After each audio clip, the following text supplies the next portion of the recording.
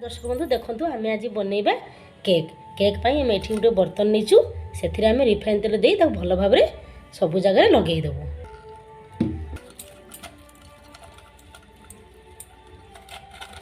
Refine तेल देखु आम भल भाव सब जगह लगे देचु।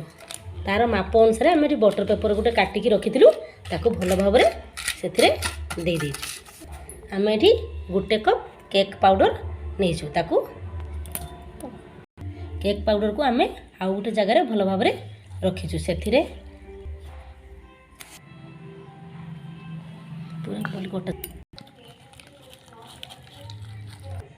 आम एथिरे किछि रिफाइन तेल पकई भल भाव गोली देबू।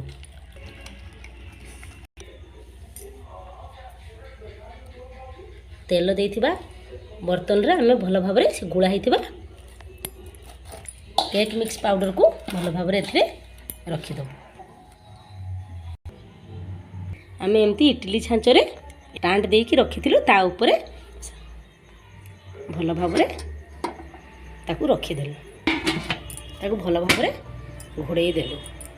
गैस को आम पूरा सीम कर देचु। एबे को आम सीम रे अध घंटा बसैकी रखबू। एमती एबे हमर अध घंटा हो गलानी सेटा हो जाइए। एबे ताकू आम बाहर करदेबू।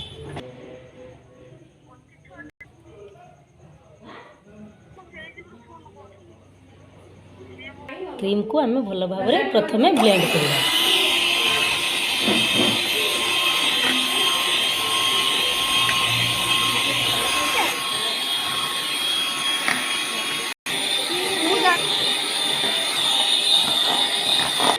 एटा आमर अध घंटे पूरा 30 मिनट जाए ब्लेंडर करने पड़े। आम यहाँ प्रथमे 30 मिनट जाए ब्लेंडर करूँ। एबे हमर क्रीम रेडी हो जाइए। आम पानी दे किसी चीनी पकई एमती ताकू भल भाव गोले नबू।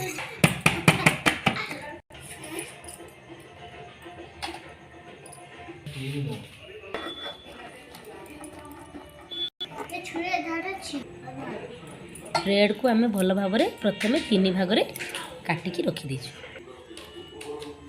तो एमती आम मझिरे मझिरे चीनी पानी जो खरिक रखिदेवा को ऐड करूँ।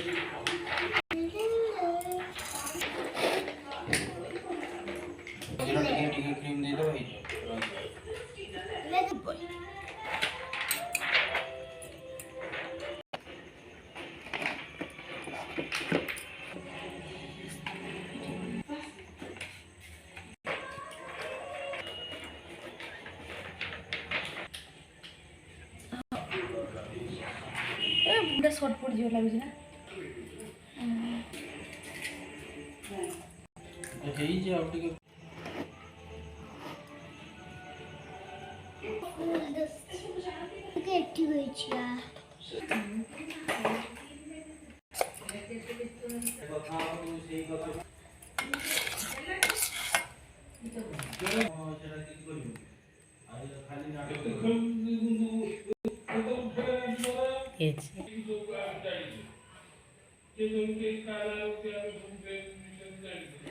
तो किसी कलर दे क्रीम रे केते सुंदर डिजाइन करा होछि।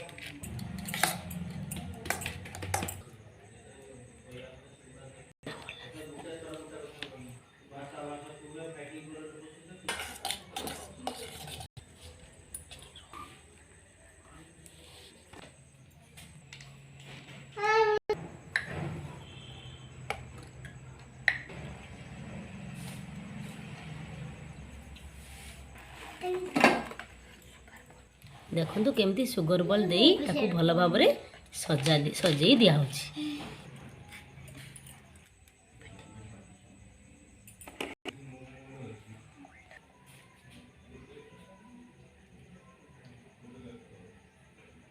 एबे देखंतु हमर पूरा रेडी हो जाइछि। ताकू आमे एबे 10-15 मिनट पई फ्रिज रे रखी दबो। एबे पूरा केक रेडी हो जाइछि।